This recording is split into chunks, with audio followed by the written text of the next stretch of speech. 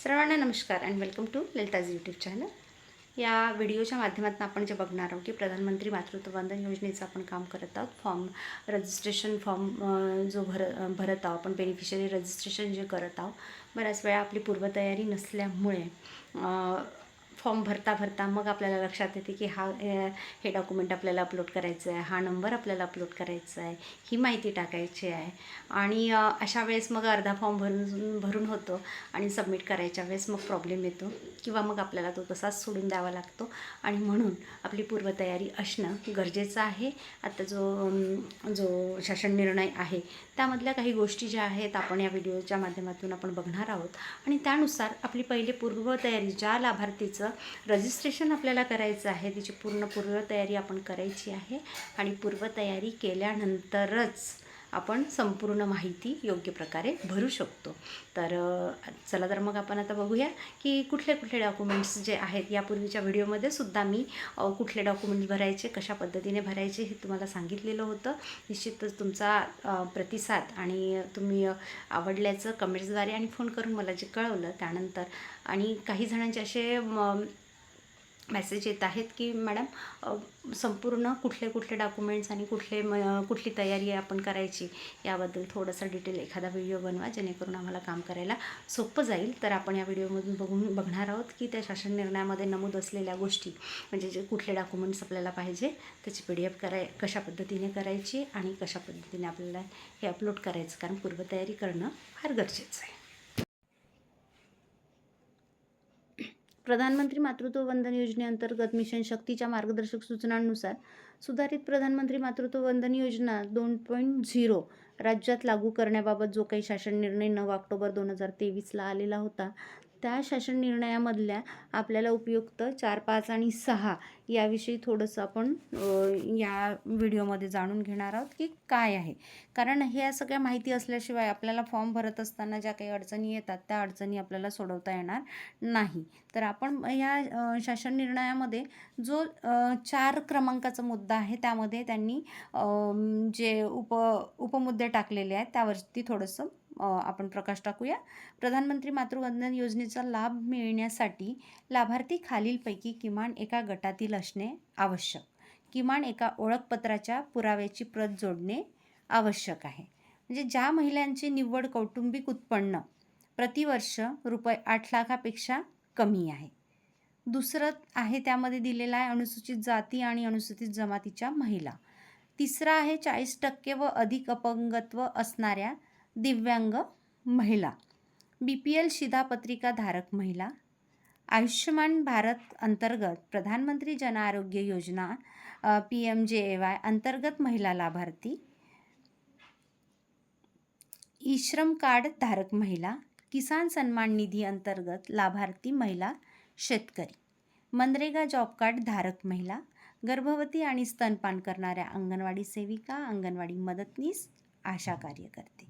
म्हणजे या अंतर्गत म्हणजे या योजनेचा लाभ कोण घेऊ शकते, म्हणजे किमान ही जे काही गट दिलेले आहेत या गटामधल्या 1, 2, 3, 4, 5, 6, 7, 8, 9 या 9 गटापैकी एकामध्ये तिचा समावेश असणं गरजेचं आहे.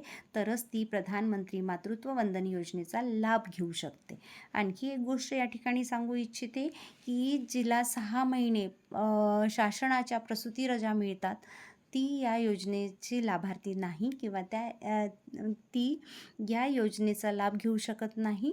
कारण जे 6 महिन्याचे जे प्रसूती रजा आहे ते गव्हर्नमेंट एम्प्लॉईला मिळत असल्यामुळे ती लाभार्थी प्रधानमंत्री मातृत्व वंदन योजनेची लाभार्थी नाही, याची कृपया सर्वांनी नोंद घ्यावी.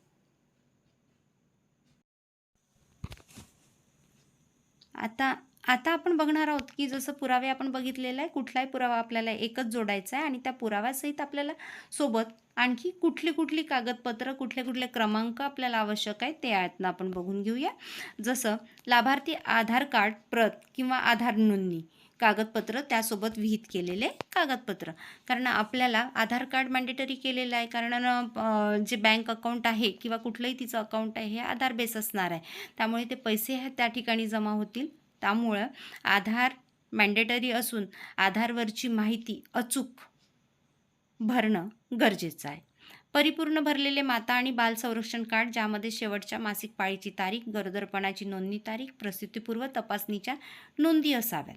कारण MCP कार्ड जे आहे, माता आणि बाल संरक्षण कार्ड म्हणजे MCP कार्ड, त्यामध्ये मासिक पाळीची तारीख ही बरोबर नोंदवलेली आहे का ती बघा, गरोदरपणाची नोंदणी तारीख बरोबर नोंदली आहे का ते बघा, प्रसूतीपूर्व तपासणीच्या नोंदी असाव्यात. बऱ्याच वेळेस या 2 तारखेमध्ये ही समजा मासिक पाळीची तारीख याच्यानंतरची असेल तर ग्रेटर दॅन असं मेसेज येतो आणि आपण भरलेली माहिती त्या ठिकाणी सबमिट होत नाही. म्हणून आपल्याला मासिक पाळी जी आहे, LMP डेट आहे ती पण बरोबर असल्याची, गरोदरपणाची नोंदणीची तारीख बरोबर असल्याची आणि प्रसूतीपूर्व तपासणीच्या नोंदी ह्या बरोबर असल्याची खात्री करून घ्यायची आहे. लाभार्थीच्या स्वतःच्या बँक पासबुकची प्रत ती पण असणं गरजेचं आहे. नाही आधार बेस जर जमा झालं तर त्यामध्ये ते जमा होणारच आहे, पण ही लाभार्थीच्या स्वतःच्या बँक पासबुकची प्रतसुद्धा असावी. बाळाची जन्म नोंदणी प्रमाणपत्राची प्रत, कारण दुसरा हप्ता जे आहे ते बाळाच्या जन्मनोंदणीनंतर, बाळाच्या प्रसूतीनंतरच हा दुसरा हप्ता मिळणार आहे, जो पैलट करीन गरोदर मातेला जो असतो ना, 3 आणि 2 अशा स्वरूपामध्ये जो लाभ मिळतो, तर तो जो दुसरा जो लाभ आहे तो बाळाच्या जन्मानंतर म्हणजे प्रसूतीनंतर. म्हणून बाळाचं जन्मनोंदणी प्रमाणपत्राची प्रत आवश्यक आहे. माता आणि बाल संरक्षण कार्डवर बाळाच्या लसीकरणाच्या नोंदी असलेल्या पानाची प्रत, कारण त्याच्या जेवढ्या काही आवश्यक लसीकरण आहे ते पूर्ण झाल्यावरच तो दुसरा लाभ मिळणार आहे. त्यामुळे ह्या नोंदीसुद्धा त्यावरती असणं गरजेचं आहे. गरोदरपणाची नोंदणी केलेला RCH पोर्टलमधील लाभार्थी नोंदणी क्रमांक, हा जो RCH नोंदणी क्रमांक आहे, आय थिंक 12 अंकी हा RCH नोंदणी क्रमांक असतो. तर हा जो RCH नोंदणी क्रमांक जो जनरेट होतो तिचं गरोदरपणाची नोंदणी केल्यानंतर, तर हा पण असणं गरजेचं आहे. कारण हे टाकलं नाही तर तो फॉर्म पुढे जाणार नाही. आणि तो कुठून मिळेल तर आपल्याला त्या NM ताईकडून घ्यावं लागेल, आरोग्य विभागाशी समन्वय ठेवून त्यांच्याकडनं आपल्याला RCH जे नंबर आहेत नोंदणी क्रमांक ते घ्यावे लागेल.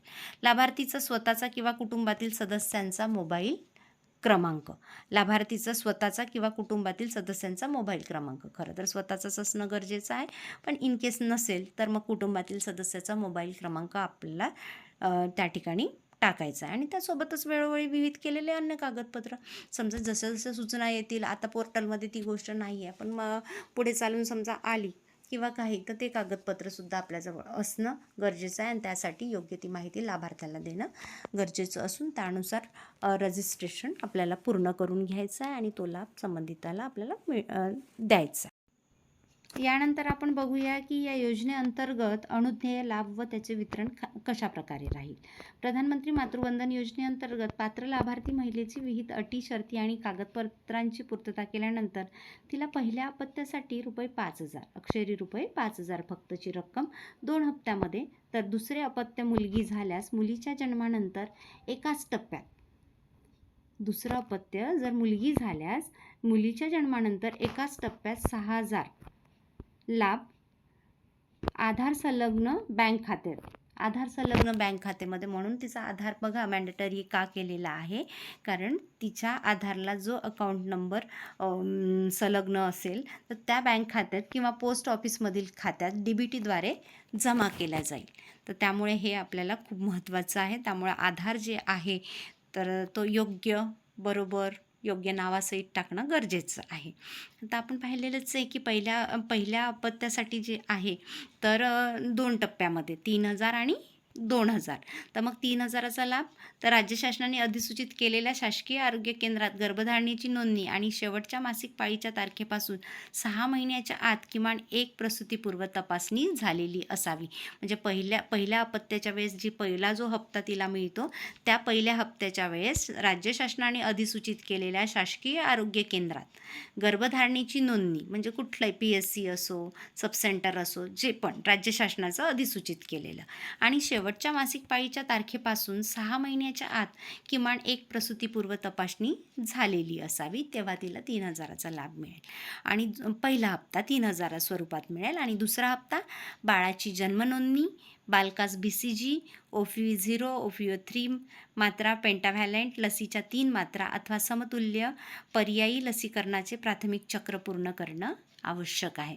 म्हणजे दुसरा जो हप्ता आहे तो तिच्या प्रसूतीनंतर तिला मिळणार आहे. त्यामुळे बाळाची जन्मनोंदणी, बालकास BCG, OPV0, OPV3 मात्रा, पेंटाव्हॅलंट लसीच्या 3 मात्रा अथवा समतुल्य किंवा पर्यायी लसीकरणाचे प्राथमिक चक्र पूर्ण करणं आवश्यक आहे.